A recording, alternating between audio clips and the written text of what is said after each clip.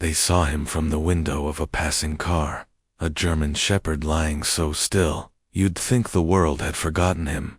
No collar, just a frayed blue blanket underneath, like someone had meant for him to stay, or never come back for him at all.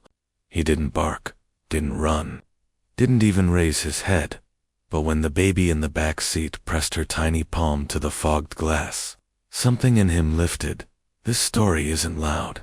It's not made of rescues and flashing lights, or shouts across crowded shelters. It's made of glances, of breathless moments, of the space between a dog that had no more hope and a child too young to say why she wouldn't stop looking at him.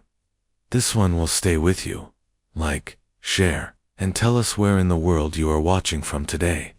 I wasn't supposed to take that road. It wasn't part of the route I usually drove home from my sister's house. Not with the baby in the back and the sky already turning the color of wet steel. But the main road had been blocked due to construction or an accident. I never found out. So I'd followed a detour through the older part of town, past boarded-up corner stores and cracked sidewalks that hadn't seen a stroller wheel in years. That's when I saw him dot just beyond the bend in the road, right before the county line curved out toward farmland, a patch of dirt where the grass had died, and beside it, a blanket, blue, with faded cartoon moons and stars on it. The kind you'd find in the crib of a child who used to believe in lullabies. He was lying on it like it was all he had left. The German shepherd wasn't mangy, wasn't thin enough to alarm a stranger. But something in the way his legs folded beneath him, not quite asleep, not quite waiting, made my throat tighten. His fur was matted near one ear, and from the way he didn't lift his head even as we slowed, I knew. He wasn't straying. He was staying. I pulled over, not fast, just a slow roll to the gravel's edge. The baby stirred behind me, fingers twitching in her sleep. I glanced back at her curls stuck to her cheeks, thumb soft against her lip. The noise of the tires must have tugged at her dreams, because she opened her eyes just as I turned toward the roadside. And then she saw him too. I didn't open the door at first, just sat there, watching him, watching them the way her gaze locked on his unmoving shape like something primal had clicked in her. No fear, no curiosity, just a stillness I recognized because it lived in me too. I'd been hollow for months, ever since Aaron left, ever since the words, "I can't do this anymore," had turned my voice into a quiet echo in my own home. My daughter was all I had left, and some days, even she felt like she belonged more to silence than to me. But there was something about the way she pressed her palm against the window that made me reach for the handle. The gravel crunched beneath my boots. I kept my distance. I've worked with rescue dogs before and knew better than to crowd an animal, even one that looked this broken. Still, he didn't flinch, didn't growl, just raised his eyes. And God help me, I've never seen eyes like that in a dog. Dark, yes, but not wild, not feral, just tired, like he'd been waiting for someone to notice he was still breathing. I crouched low, my hands empty, palms forward. "Hey boy," I said, voice softer than I remembered it could be. "It's okay." He blinked, but didn't move. The blanket shifted slightly in the wind beneath him, and that's when I saw it. The corner was stitched with initials, EJ. Not a tag, not a name. Just those two letters faded like the blanket itself. I didn't reach for him. Not yet. I stood, took a step back, and looked around. No houses nearby, no leash, no food bowls, and no reason, none at all, for a dog like that to be lying on a child's blanket by the side of the road, unless someone had put him there. The baby made a sound soft, almost like a sigh. I turned, and she was leaning forward in her seat now, hands still against the glass, not crying, just watching. I don't know what made me trust her gaze more than my own instinct. Maybe it was the way she didn't look away. Maybe it was the way he looked back at her, but something passed between them. I opened the back door, lifted her gently into my arms. She didn't squirm, didn't laugh like she usually did when we stepped outside. Her body stayed still warm and heavy against me as I carried her to the edge of the gravel. The dog watched. His ears twitched once. I stopped 6 feet away. Let her look at him. Her little hand gripped my sweater, but she didn't cry. He sat up, not all the way, just enough that his front paws shifted and his body leaned, as if remembering how it felt to rise, to move. The blanket bunched beneath him. I could see now that it had once been part of something, not store-bought, but handmade. A quilt, maybe, or a crib throw stitched by a grandmother with soft fingers and hope in her bones. The baby reached forward, just her fingers, out toward him like a whisper, and he bowed his head, not in fear, not in pain, but like something inside him had softened. I turned, walking her gently back to the car. I didn't say a word. Didn't have to. When I looked in the rearview mirror, 10 minutes later, the road behind us was empty.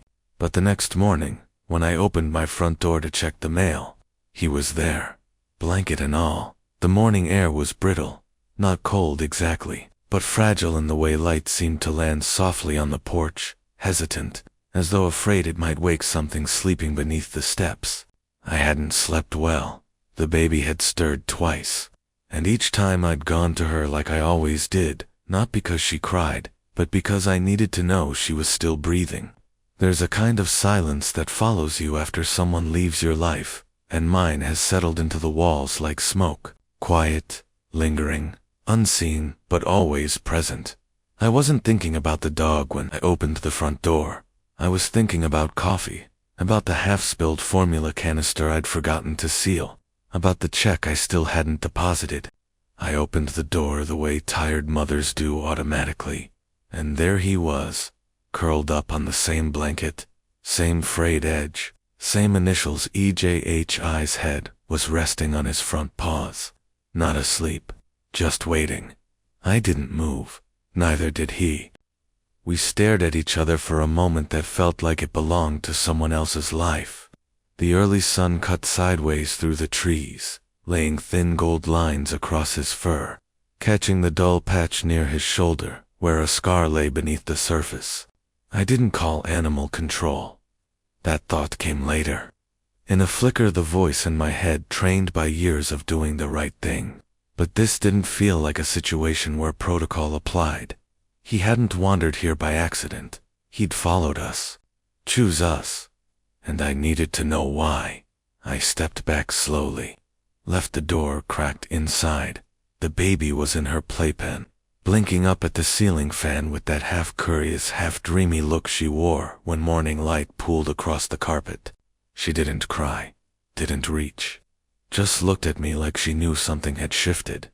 I made coffee while shaking hands, not from fear, but from the unfamiliar feeling of someone being something on the other side of my door, with no expectation, no demand, just presence. By the time I brought out a bowl of water, he had raised his head.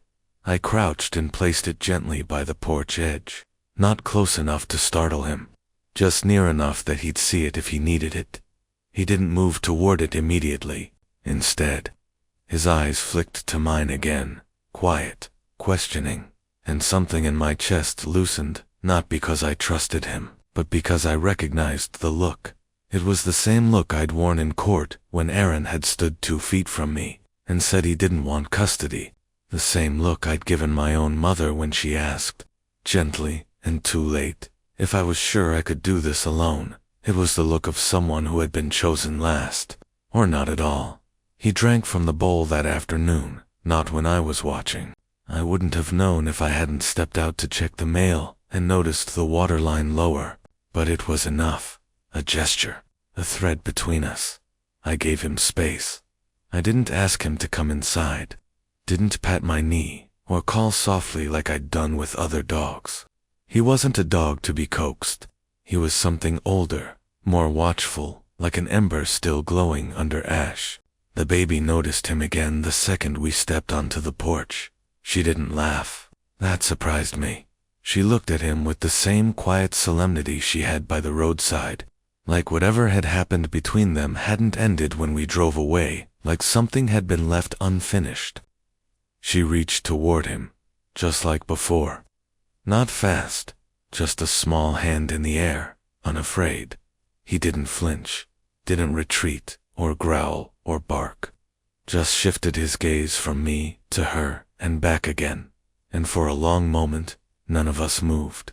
Later, that day I found myself sitting on the edge of the porch with her in my lap, her warm weight against me as I watched the sun slip down behind the rooftops. The German Shepherd hadn't left. He'd repositioned now, lying closer to the corner post, head resting on crossed paws. I should have been thinking of logistics. I knew that no tag, no papers, no proof of ownership, no idea whether he'd had shots or ever seen a vet, but I couldn't stop staring at the blanket. I'd laid out dozens of blankets for my daughter since the day she was born, for tummy time, for naps on the grass, for those sleepless nights when I held her against my chest and whispered promises I wasn't always sure I could keep. I knew what it meant when a blanket was laid down carefully. He hadn't wandered and found it. Someone had put him there, left him there, but not cruelly. That's what unsettled me the most, the care with which he'd been abandoned. It reminded me of a story I once read in a waiting room, about a woman who left her wedding ring on the counter before walking away from a marriage. Not as a protest, not out of anger, but as a symbol, a final gesture of acknowledgement that she had loved and had been loved. Once, that blanket felt like that, and he guarded it, like it was all he had left to remember by. That night, I made a bed for him near the porch, a second blanket from the hall closet, thick with the scent of our home, folded beside the bowl of water. I didn't try to move him. I couldn't. It felt like trespassing. I half expected him to be gone by morning, but when I opened the door at dawn, there he was, sitting now, upright, watching. The baby squealed softly when she saw him, arms bouncing in that jerky way only babies do, half instinct, half joy. This time, I didn't carry her back inside. I sat with her beside the screen door and let her watch him through it, let her fingers trace slow, invisible lines on the mesh, while his ears twitched and his eyes tracked her every move. He looked like he knew her, not recognized, and I started to wonder if maybe this wasn't about chance at all. Maybe this wasn't a dog who needed rescuing. Maybe he was here to rescue someone else. The third morning, I found him with his head resting just inches from the doorframe. He hadn't crossed the threshold, not even once, but he was closer now, his paws tucked neatly under his chest, ears turned toward the soft rustling of the baby waking up in her crib. There was something reverent in the way he waited there, not like a stray hoping for scraps, like a sentry, keeping watch for something too fragile to guard itself. I opened the door slowly, cradling my daughter in my arms. She was warm from sleep, cheek pressed to my collarbone, one tiny hand curled beneath her chin. He raised his head as if he'd been waiting for just that sound creak of the hinge. The breath of the child against my neck. I sat down on the top step. The morning was glazed with dew, and the light hadn't fully broken through the trees yet. The porch boards were cool beneath me, but I didn't mind. I just sat there in the quiet, with her heartbeat soft against mine and his eyes steady on us both. I didn't speak by now. I'd learned there were no words he responded to. Not here, boy. Not whistles or clucks of the tongue. Not even the firm, confident commands I'd learned back when Aaron and I had gone through obedience training with our first dog, long before the divorce, before the silences. This dog answered something else entirely, so I just let the silence stretch between us, filled only by the sound of leaves stirring overhead and the occasional coo from the baby. And then he stood. It was slow, deliberate, like every joint had to remember how to carry him again. He stepped forward once, just far enough that the edge of his front paw touched the top step, no more than 2 inches from where mine rested. I froze, not in fear. I wasn't afraid of him anymore, but in reverence, as if any sudden movement might fracture the moment, send him retreating back into whatever quiet place he lived in when we weren't looking. The baby shifted in my arms. She was staring at him again, eyes wide but calm. And then, with no hesitation at all, she reached out, chubby fingers open and full of trust. He lowered his head, not quickly, not eagerly, just enough that the tip of his nose brushed the very edge of her fingers, and then rested there, still as breath. It broke me. Not in the sobbing, cinematic way people imagine when they talk about redemption. It was quieter than that. A slow, aching softness that bloomed in my chest and pressed behind my eyes like light coming through a thin curtain. He knew her. I don't know how, or why, but I swear to you in that moment, I felt it. I reached out, slowly, fingers brushing just behind his ear. That's when I felt it beneath the thick coat, under the warmth of his fur. A ridge, raised, uneven, a scar. I pulled my hand back like I'd touched a secret. It ran just behind his left ear and curved down toward the joint of his jaw, old but deep, not from a scrape or tumble in the woods. This had been deliberate, cut and then healed. I looked at him differently after that, because that kind of scar didn't just mark the skin, it told a story. One someone had tried to forget, or worse, pretend never happened. I stood and carried her back inside. He didn't follow, but he didn't lie down either. Just stood there for a long time, watching the door, as if guarding something he couldn't name. Later that afternoon, I brought out food, boiled chicken, plain rice, and a little broth, the kind I used to make when our old beagle got sick that winter, before we lost him. I placed the bowl near the step, but not too close. When I returned an hour later, it was gone, but he was still there, sitting now, head up, alert but calm, not begging, not pacing, just there, as if the porch had always been his post, and we were merely catching up to the story that had already begun. I finally called someone that evening. Not a shelter, not animal control. Her name was Willa, a friend of a friend who worked with trauma cases, dogs who had come from neglect or violence, but had the will to trust again. We hadn't spoken in years, not since the baby shower, but I remembered how she'd held a scarred pit bull against her shoulder like a child, whispering words not meant for human ears. She answered on the second ring. I told her everything, every quiet, strange, gentle detail. She listened without interruption, and when I was done, there was a long pause on her end of the line. "You need to check for tattoos," she said, "inside the ear or upper thigh. If he's been through a shelter system before, they might have marked him." I hadn't thought of that night. After the baby was asleep, and the house had settled into its familiar creaks and hush, I stepped onto the porch again. He was lying beside the screen, eyes closed, but not deeply. I crouched slowly, extending my hand without a sound. He opened his eyes. I moved gently, brushing the fur near his ear, careful not to touch the scar again. Just beneath, hidden in the darker fur of his inner ear, I found it, a faint blue number, 7429. It was barely visible, blurred with time, but it was there, and it changed everything. Because dogs with shelter tattoos had histories, records, paper trails. If someone knew where to look, I texted Willa the number. Her reply came 10 minutes later.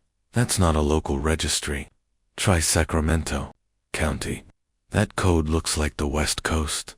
I stared at the screen for a long time. Sacramento, thousands of miles away. How did a German shepherd with a shelter mark from Sacramento end up on a blanket beside a back road in Tennessee? And why did he seem to already know my child? The number stayed in my mind all night. I must have whispered it aloud a dozen times. Lying there in the half-dark, listening to the baby's soft breaths over the monitor. It sounded like a code to a past I wasn't meant to access, a thread that, once tugged, might unravel everything. And yet I didn't call Sacramento, not yet. I told myself it was because it was late. Offices were closed. Records might be sealed. But that wasn't the truth. The truth was IH was afraid.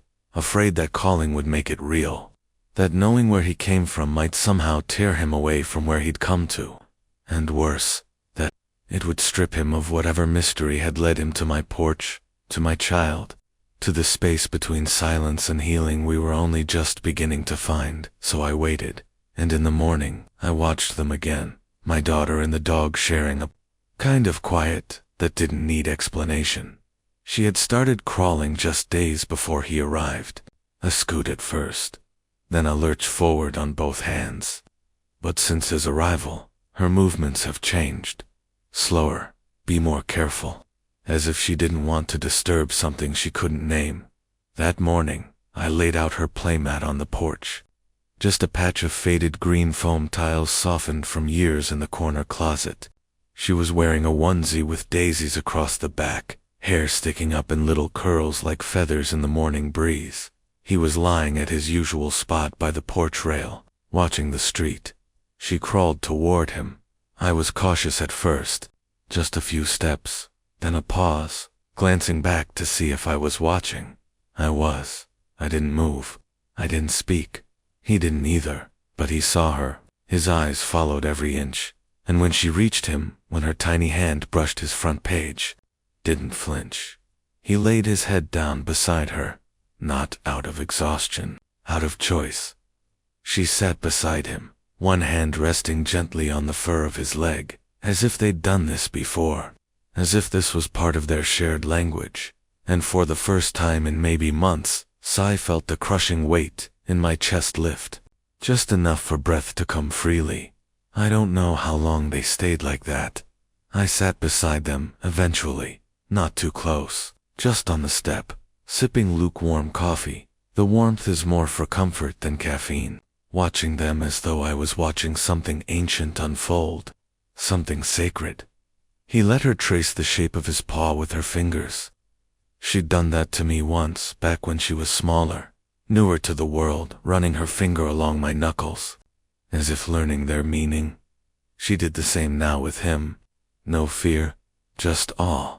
Later, after she'd gone down for her nap, I knelt beside him again. He was resting, but not asleep. I ran my hand along his back gently, slowly, my fingers sinking into the dense fur. He didn't move away, and when I reached the base of his neck, I felt it against that scar, rough beneath the surface, healed but never forgotten. "Who did this to you?" I whispered. The question didn't need answering. It wasn't really for him. It was for the part of me that knew what it meant to carry damage where no one could see. I hadn't always been this version of myself. Once, I was someone who laughed without catching my breath first, who stood taller, who believed in things, marriage, faith, stability, but somewhere along the way, between doctors, bills, empty chairs at dinner, custody paperwork, begun to vanish, piece by piece, smile by smile. And this scarred, silent, weather-worn creature had simply shown up, as if to remind me that even the broken come back, that even what's been discarded still listens for the sound of belonging. That afternoon, I did what I hadn't dared before.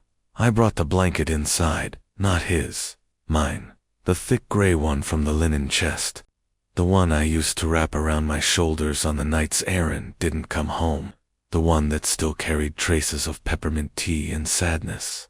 I laid it just inside the screen door, folding it carefully beside the baby's playmat. Then I opened the door fully and stepped back. It wasn't a test. It was an invitation. He didn't rush. He stood slowly, stretched first his front legs, then his back tail low and still. His eyes flicked to mine once, and then to the baby, who was babbling softly on the floor beside a stuffed rabbit. And then he stepped over the threshold. One paw, then another. Not into the house, but just into the doorway, onto the edge of the blanket. The baby turned her head toward him and smiled wide, toothless, as if she'd been waiting for this moment. He lay down, just like that, between the outer world and ours. On the edge of trust, that evening, I finally picked up the phone, not to call Sacramento, not yet, but to leave a message for Willa. "He's still here," I said, voice barely above a whisper. He came inside, only just barely, but it felt like something shifted. I didn't know what I expected her to say. What she did say, a day later, was this: sometimes, they don't need to be rescued. They just need to remember they're still needed. It stayed with me that night. After the baby was asleep and the dishes were drying by the sink, I sat beside the dog in the doorway. I didn't say much, just watched the quiet street. Listening to the wind, I caught the wind chime near the mailbox, and then, out of nowhere, he moved his head slowly, gently, and rested it on my foot. I didn't cry, but I did close my eyes and let my hand fall onto his back, and in that moment, I swear I could feel something breathing again inside me. I thought I'd lost for good.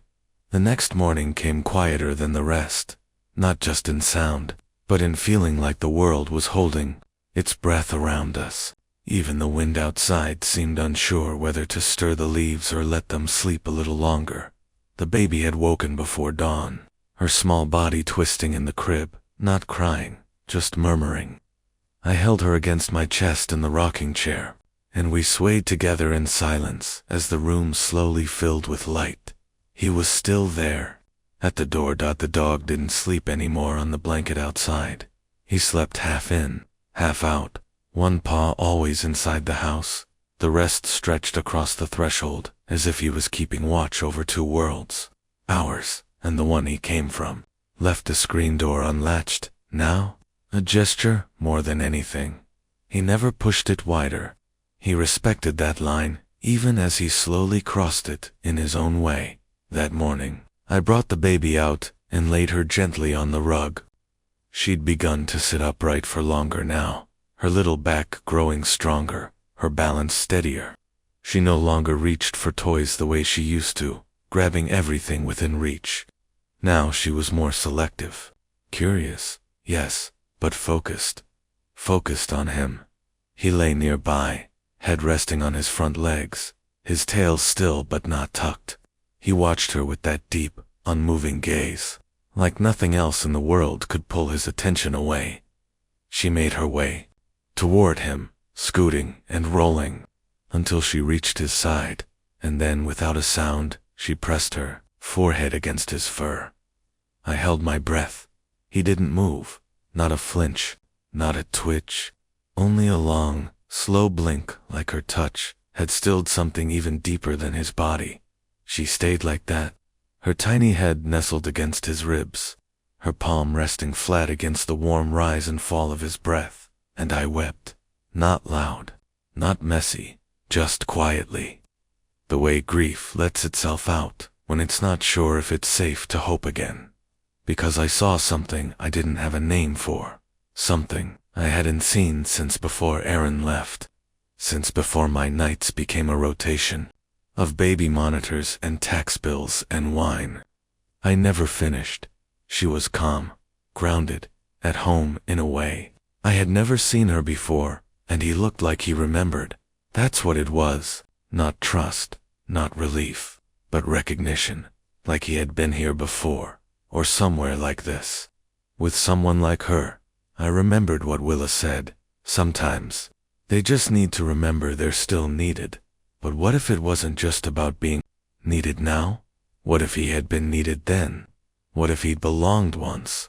Later that day, I went looking for the blanket again, not the one I gave him, the original one, the blue one with faded moons and stars. It had remained on the porch, and I'd left it mostly untouched, but I hadn't really examined it. Not with attention, not with intent. I waited until the baby was napping. He was asleep too, near the door, breathing deep, ears twitching now and then like he was chasing something familiar in dreams. I sat on the porch floor with the blanket in my lap. It was more worn than I remembered. The edges were frayed, but the center still held the faint imprint of where his weight had settled for days. I ran my hand across the fabric, trying not to rush, and then I saw it. A loose thread had pulled free from the stitching near the corner, where the initials were embroidered. J. I gently lifted the fold, careful not to damage anything. Beneath the flap of stitched cotton, nearly invisible unless you were looking for it, was something else, a lullaby, handwritten, in faded ink. Tiny, careful, cursive, just a few lines, no signature, no explanation. Lay your head and close your eyes, the world will hush. The stars will rise if I'm not near. Don't be afraid, my love will never slip or fade. I read it twice, then a third time aloud, in a whisper. It hit me like a breath I hadn't taken in years. Not just because the words were tender, but because I knew that lullaby. I sang it once to my daughter, when she was just a few days old. Not from memory, but from instinct. I didn't even know where I'd heard it. I thought maybe I'd made it up, like so many exhausted mothers do, in the fog between midnight and dawn, but I hadn't. It had existed before me here, on this blanket, written by someone else's hand, for someone else's child. E.J. My skin prickled, because now it wasn't just about a dog with a scar and a baby who wouldn't cry. Now there was a song, a thread that stretched backward through time, through loss, through something I didn't yet understand. I folded the blanket carefully and brought it inside, placed it next to the gray one near the door. That evening, when the sun began to drip gold across the trees, the dog stepped over the threshold again. This time, all the way in, no hesitation. He came inside and sat beside the baby's chair, resting his chin against the leg of the table, his breath soft against the wood. She reached down and let her fingers tangle gently in his fur. I watched them as I cleaned up from dinner, as I folded towels, as I stood at the kitchen window wondering if maybe, just maybe, this story was bigger than any of us realized. Maybe he had been someone's guardian once. Maybe she had been someone's child, and maybe their paths had crossed long before either of them arrived here. There was no moment when he officially became ours. No papers signed, no ceremony, no name tag dangling from a shiny new collar. Just a slow folding of time, from the outside world toward the inside, until the dog was no longer at our house, but in it. Not just physically, but woven into the hush that came before dawn, into the soft clatter of toys against the hardwood, into the spaces where my thoughts used to echo too loudly. He was just there, and somehow, that became everything. He still slept near the door most nights, as if he wasn't quite ready to let go of the idea that he might be called away again, like he didn't want to fall too deeply into rest, just in case someone came looking for him, or someone he once protected. But during the day, he followed her, not in the way a pet follows a child, eager, playful, clumsy. This was different. This was watchful. She had started pulling herself up using the coffee table. Her balance was uncertain, wobbly knees, shifting hips, hands like little starfish pressing against wood, and he would move beside her, every time, silent, intentional, his body positioned just inches from hers, not blocking, not nudging, just a present. His back always aligned with the way she moved, as if he anticipated her next motion before she made it. When she stumbled, and she often did, she didn't cry, because she never hit the floor. He caught her, or rather, she fell into him, a soft thud against his side, her cheek against his ribs. And he would hold still, utterly still, until she regained her footing and reached again. I watched it happen again and again, from the kitchen, from the hallway, from behind the couch, pretending not to hover. There was no sound between them, instructions, no barks, no baby squeals, just breathe, motion, a wordless choreography. And I began to understand something I hadn't dared to admit before. He wasn't learning to protect her.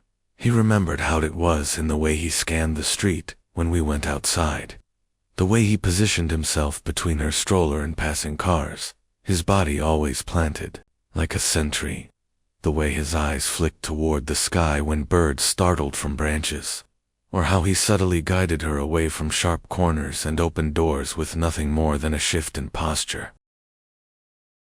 Willa had once told me that truly bonded dogs don't guard out of instinct. They don't respond just to threats. They respond to purpose. They anchor. That was what he was doing. He was anchoring her to something deeper than any of us could see. And, somewhere in that bond, I began to feel a change in myself. Not quickly, not neatly, but in fragments. I found myself humming again while washing bottles. Not full songs, just snippets. Mostly the lullaby, the one written on the underside of the blue blanket. I hadn't realized I was doing it until one afternoon when the baby turned her head mid-crawl and looked at me as if she already knew the next note. I started leaving the curtains open longer in the evenings, letting the sunset pour gold onto the floor. I began brushing my hair before bed again, not because anyone would see me, but because I needed to remember I still was someone. And each night, as the house settled, he would rise and do his rounds. That's what I called it in my mind. His rounds. He'd pad silently through the hallway, past the nursery, past my bedroom, down to the kitchen, then back again, like a soldier tracing the edges of the perimeter. He never barked, but once, I saw him pause at the front window, his ears twitching as if he heard something I couldn't. I stood behind him, watching his reflection in the glass, and for a moment, I saw not a stray, but a soldier. A shepherd in the truest sense. Not of sheep, not of property, but of something sacred. Of her, of us. That weekend the first visitor came. It was just my sister Claire. She'd dropped by unannounced, the way family does when they're worried, but don't want to admit it. She brought muffins, as if baked goods could soak up silence, and stepped inside before I could tell her to wait. The dog was beside the baby in the living room when the door opened. He rose instantly. Not aggressively, there was no growl, no flash of teeth, just stillness, presence. His body between Claire and the child. Claire froze mid-step. Is that your dog? I hesitated, then nodded. I guess he is. She studied him from across the room. He's gorgeous. Big, though intense. He's gentle, I said. With her. Claire watched him a moment longer, then took a cautious step forward. And in that small act, the step, the silence, something remarkable happened. The dog shifted. He moved slightly to the left, still guarding, but not blocking, as if to say, "You may pass, but I'm still here." Claire sat on the couch, eyes wide. "He's like a shadow," she whispered. "He barely made a sound." "He doesn't need to," I said. "She listens to him anyway." Later, as Claire left, she turned to me at the door. "You know," she said, "I've never seen her this calm. Not even at daycare." I nodded. I didn't explain, because how could I? How do you explain to someone that a dog with a scar and no name had become the glue between your child's breath and your own heartbeat? That night, as the baby drifted into sleep, I sat by the crib and watched the dog settle against the nursery door. He didn't face her. He faced out, toward the hallway, toward the world. And I knew without question that, whatever had broken him before, he had remembered how to mend, not for himself, but for her. There's a moment in every home where the unfamiliar becomes familiar, not through noise or announcement, but through repetition. The way footsteps sound against the tile at a certain hour, the creak of the porch steps under new weight, the sigh of a child as she leans against something she trusts. That was how the dog became a part of us. Not because we said so, because he was simply there, every morning, every night, in the quiet folds of our day where no words had ever needed to live. But what lingered, quietly, was his lack of a name. I never gave him one. It wasn't for lack of trying. In those first few days, I'd tested a few soft options in my mind: Max, Shadow, Leo, Bear, but none of them sat right on my tongue. None of them felt earned. It was as if calling him by anything less than the truth would betray the weight he carried. He didn't respond to any of them anyway.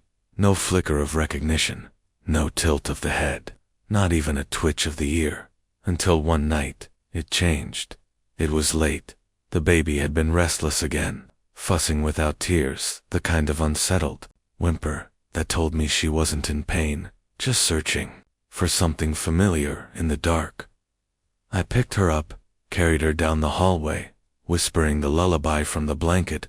My voice was low, almost inaudible, not for her, but for myself. Lay your head and close your eyes. The world will hush. The stars will rise as I stepped into the nursery. He was already there, sitting at the door, watching her, watching me, and without thinking, I whispered it aloud. Eli.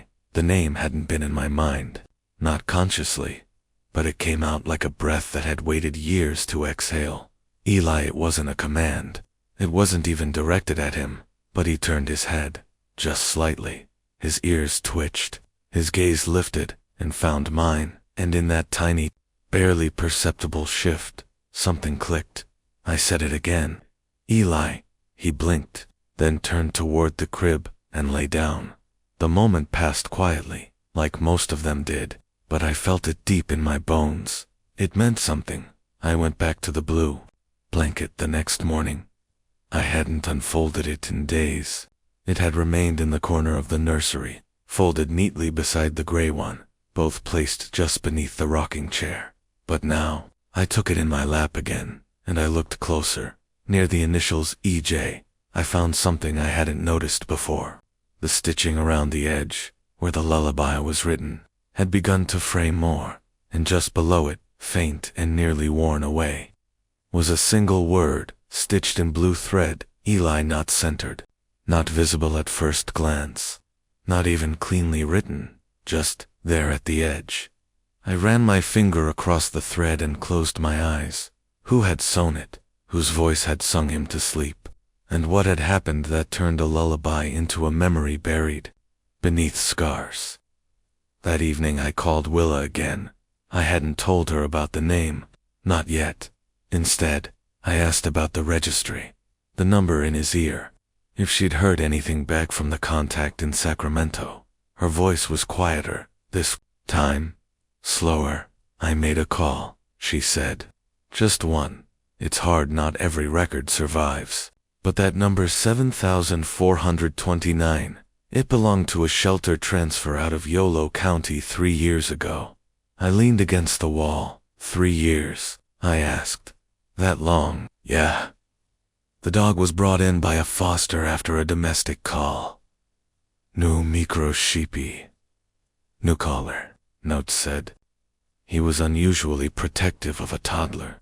Stood between her and responders. Wouldn't leave her side for hours. I felt something shift in my stomach, like a stone sinking slowly. What happened? I whispered. They separated them. It was protocol. The child went with relatives. The dog ended up in the system. Bounced through a couple of shelters, then vanished. No adoption notes. Just a gap, a pause. Then, Willa added, softly. Until now, I didn't say anything for a long time, because there it was. The outline of a life before this one. A child, a song, a bond so fierce it made a dog risk everything to stay close. And somehow, 3 years and thousands of miles later, he had found another child. Mine. That night, I stood by the crib as the baby slept. Eli, because now, I let myself call him, that lay beside her. Not pressed close, just near enough to keep her safe. He looked up at me once, then rested his chin on his paws, and I felt it again, that he hadn't come to us by accident. He had come to finish something, or maybe to begin again. The days that followed were marked by small, quiet miracles. The baby began to pull herself up and walk along the edge of Eli's furniture. Always within reach. She started humming, not the lullaby exactly, but fragments of it, strung together in a melody I barely recognized, until tears filled my throat. I began sleeping through the night. Not every night, but enough. And each morning, I'd find Eli stretched out beside her crib, as if he hadn't moved at all, as if he'd kept the ghosts at bay. While we slept, Claire came back with her husband. The following Sunday she brought more muffins, more cautious concern. Eli stood when they entered, then sat when I knelt beside him and whispered, "They're okay." It was the first time I'd felt like I had authority again. Not over anyone else, but over myself, over my home, over the sacred quiet we'd built together. Claire noticed. On her way out, she hugged me tighter than usual. "You seem different," she said, lighter. I smiled. "I'm not. I'm still figuring it out. But I think I'm getting there." She looked at Eli, then at the baby in my arms. "He's a guardian," she said. "Whatever his past was, he came here for a reason." I nodded, because by then, I knew he wasn't just a dog. He was a bridge between what had been and what could be. Between a child who once needed him and one who needed him now. And maybe, just maybe, between the woman I had been and the one I was learning to become again. There are days when everything feels like it belongs again. The baby's laughter returns like a forgotten melody. The morning light finds its place across the floor. The kettle whistles at just the right time, and the world, for a brief moment, feels like it remembers how to hold you gently. That morning was one of those. The air was soft with the scent of wet leaves, and somewhere down the block, a neighbor's wind chimes sang in low silver tones. Eli was curled near the crib, one eye open, always watching, never intruding. The baby had begun to walk without holding on to anything. Not far, not fast, but steady. She would toddle between furniture, arms slightly out, as if balancing more than her body. And every time she made it a few feet, she'd turn instinctively, looking not at me, but at him, and he'd be there, watching.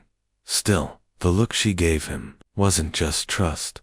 It was reassuring, as if she believed the world was safe, so long as he stayed where she could see him. I had started to believe it too, that the worst was behind us, that whatever pain or story Eli carried from before had found its rest here in the warmth of carpeted halls. The lullabies of dusk, the small clumsy feet that followed him like a shadow. But the world never lets a fragile peace last long. The letter came that afternoon. I found it tucked between catalogs and a flyer for roofing repairs, a plain white envelope with no return address. The edges damp from the cold metal of the mailbox. Inside a single printed page. Polite. Legal. This notice concerns the possession of an unregistered German Shepherd, potentially identified by tattoo code number 7429. If the animal matches previous reports and is not officially licensed within the county, the case may be subject to investigation. No signature. Just a department seal. Animal control. I sat on the porch steps, the paper trembling slightly in my hands. It wasn't a demand, not yet. Just a notice. A reminder that someone knew. That somewhere, in some system, his past hadn't been erased completely. I looked up. Eli was sitting beside the baby on the blanket again, her small hand stroking the fur just above his paw with the concentration of a child learning what kindness feels like. And I realized then, I wasn't afraid they'd take him. I was afraid I'd have to let them. Because I had no legal claim. No adoption papers. No registry. Just a scar in his ear, a name whispered in the night, and a child who had begun to walk again with his heartbeat in her shadow. I folded the letter carefully, didn't tear it, didn't throw it away. I just slipped it into the drawer beside the sink, the one filled with loose batteries, half-used candles, and old keys I didn't recognize anymore. Then I sat on the floor beside them. The baby reached for me, but Eli moved first. He nudged his head gently against my shoulder, his eyes searching mine, and I couldn't help it. I buried my hand in his fur and whispered, "They don't get to take you." His body didn't stiffen. He didn't react with alarm. He just leaned into my side a little heavier, like he'd already heard those words before from someone else who once said them and couldn't make them true. That night, I called Willa again, told her about the letter. She listened without interrupting. Then she said, "You need to document everything. Photos, dates, routines, that he came willingly, that he protects the child, that he hasn't shown a single sign of aggression. He hasn't, I said. Not once. I know, she replied softly. But systems don't work on trust. They work on proof. That word lingered. Proof. And so I began. The next morning, I started taking pictures. Not posed ones, just real ones. Eli lay beneath the baby's high care while she dropped tiny pieces of banana from above. Eli slept beside her crib, her pacifier somehow always nestled between his paws. Eli walked beside the stroller with his usual silence, his eyes scanning the sidewalk like he owned every inch of it, and slowly, I built a folder on my phone.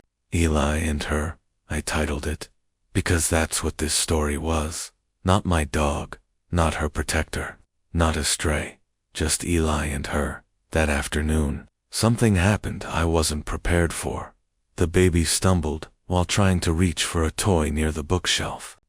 It wasn't a hard fall, just a bump, a thud against the carpet, her head leaning too far forward. But she cried. A real cry. The kind that trembles through the chest before it escapes the lips. Startled. Small. Real. I moved fast, instinct firing, but I wasn't first. Eli was. He was beside her in a breath, lowering his body close. Not panicking, not frantic, just there. And when she reached out tearfully, confused, she didn't reach for me. She reached for him. I stopped in the doorway, watching as she buried her face into the fur behind his neck and clutched it with her tiny fingers, the way children do with blankets or stuffed toys. Her sobs faded quickly, replaced by those soft shuddering breaths that mean, I'm okay now. I dropped to my knees beside them, tears already warm against my cheeks. Because she didn't need comfort, she needed him, and he answered without hesitation. That night, I didn't sleep. Not because I was afraid of the letter, but because I was afraid of time, afraid of the space between now and the day someone might knock and ask questions. I couldn't answer without trembling. I sat in the hallway, back against the nursery door, listening to their breaths inside, one light, one steady, and I knew, without even having to look, that Eli was curled beside her crib, as he always was. The next morning, I printed the lullaby. Typed it out, pinned it to the fridge. Just a reminder, if I'm not near, don't be afraid my love will never slip or fade. Maybe it wasn't about holding on forever.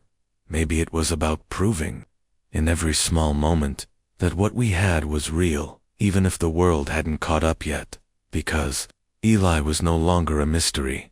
He was family, and I wasn't going to lose him without making sure his story was finally heard.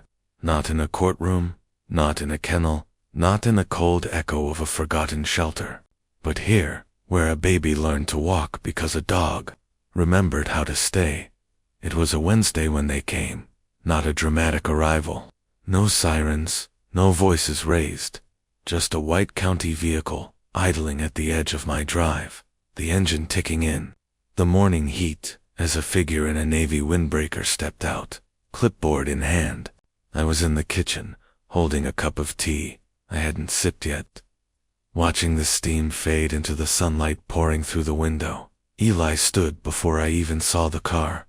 He didn't bark. He never barked.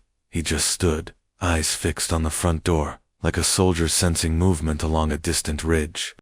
The baby was on the rug, babbling to her stuffed animals, unaware of the shift in the air. And me, I froze, because there's a moment when your body understands before your mind can catch up. When everything goes still inside you, not from fear exactly, but from the weight of knowing. I opened the door before they knocked.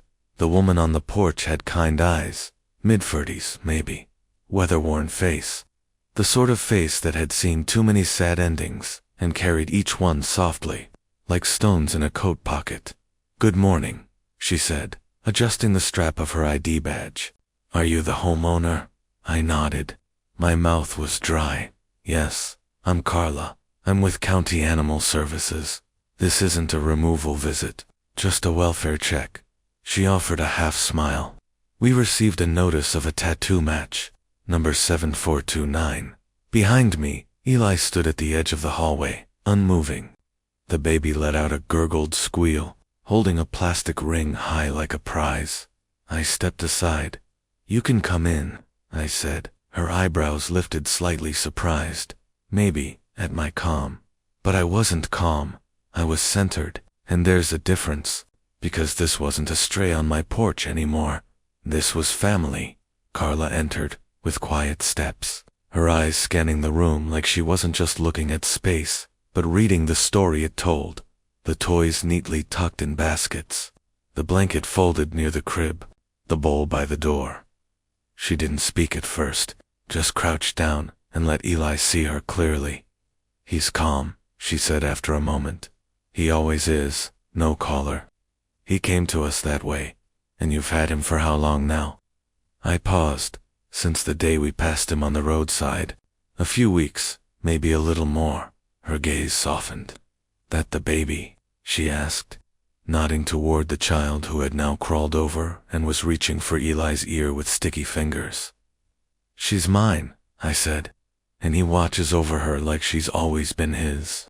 Carla watched the scene unfold, Eli unmoving, letting her tiny hand rest on his fur. The baby, steady now, no longer wobbles, just trusting.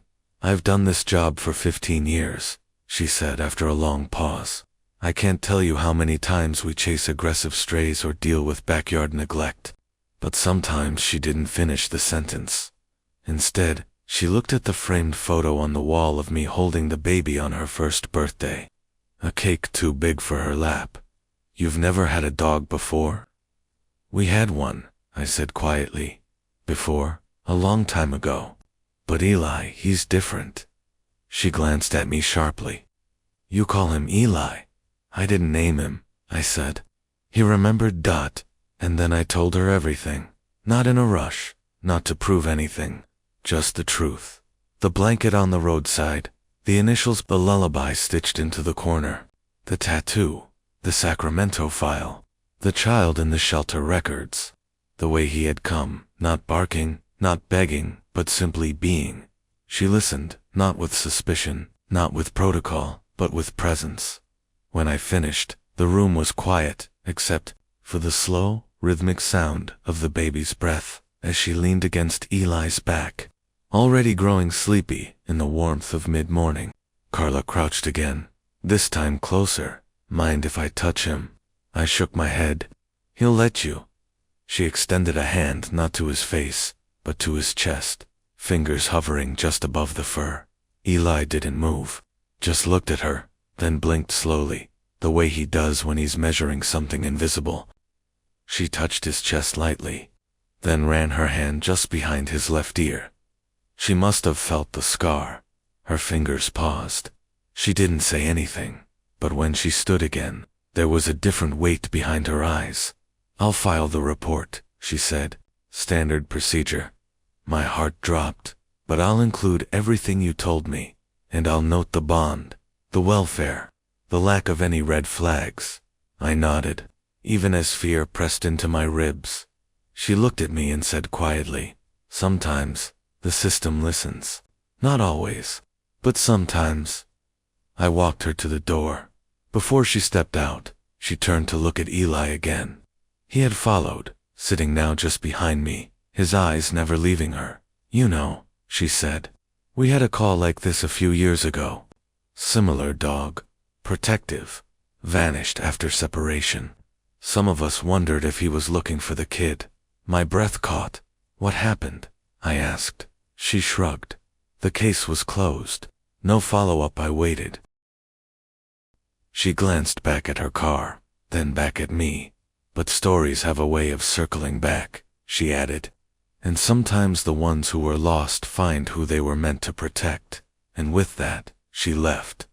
No citations, no leash laws, read aloud, no cold warnings, just a report.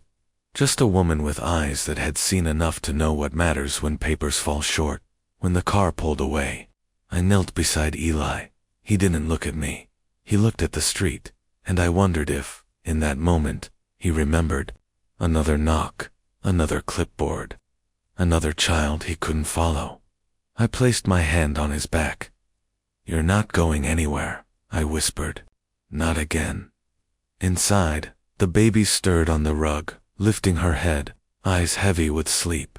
She looked at Eli. He moved first, not quickly, just enough to place his body beside hers again, his breath steady, his chest rising with hers in perfect rhythm, and in that moment, I realized something I hadn't dared say aloud.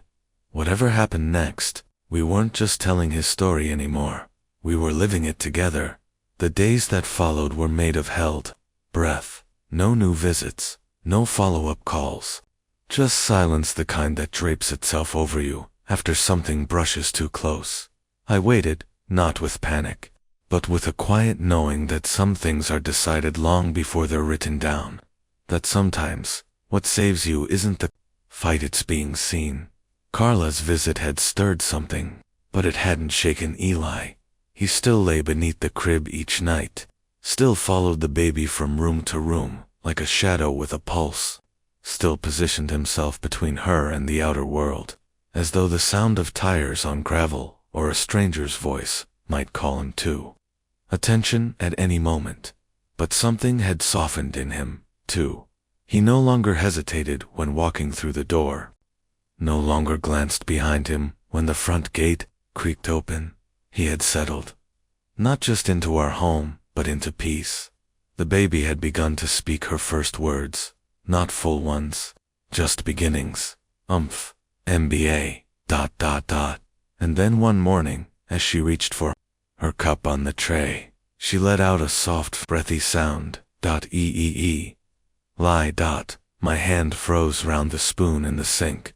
She didn't say it again, but she looked at him with a calm certainty, like she hadn't learned the name, like she had always known it. I dried my hands and crouched beside her chair. "Say it again," I whispered. She giggled, pressing a fist to her mouth, and leaned toward him. Eli stood slowly and patted closer. She reached out with one tiny hand and pressed it to his chest, and he leaned into her palm. No command, no prompting, just recognition. That afternoon, I took them both outside, the baby on my hip, Eli trailing beside us like a bodyguard on soft paws. The sky was bruised with clouds, and the wind carried the smell of pine and old leaves. We walked down the gravel path behind the house to the clearing where the trees opened just wide enough to let the light spill in. I spread the old blue blanket. Across the grass, the one with the moons and stars, the one with Eli's name stitched near the corner. It was time. I sat the baby down on the blanket and knelt beside her, the cold earth pressing through the fabric beneath my knees. Eli lay down at the edge, his eyes on us both, and then I sang, not for him, not for her, for all of us. Lay your head and close your eyes, the world will hush. The stars will rise. My voice trembled halfway through, but I kept going. If I'm not near, don't be afraid, my love will never slip or fade. Eli lifted his head, ears forward. The baby clapped, as if the sound of the song had tickled something in her bones.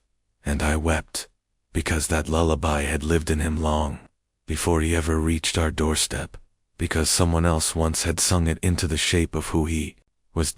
And now it belonged here, too, with us. That night, as the baby slept and Eli lay curled beside her crib, I opened the drawer beside the sink. The letter from Animal Control was still there, uncreased, untouched, but beside it now was something new. A stamped envelope, handwritten from Carla, inside a single sentence. Case closed. No further action required. Recommended emotional support registration. Below it, a business card. Local vet. Behavioral evaluator. Someone who understood dogs with long memories. I pressed the card to my chest, breathed in deeply, and then slowly let it go. Because it was over. Whatever chase Eli had been on, whatever long path had brought him to the edge of that road, curled on a blanket that looked like it once lived in a child's nursery, he had found his way home, and not just to walls and windows and doors, but to a child whose first steps were guided by his shadow, to a woman who had forgotten how to feel protected until he stood beside her and didn't leave, to a life that didn't need fixing, only remembering. The next morning, I woke up before them.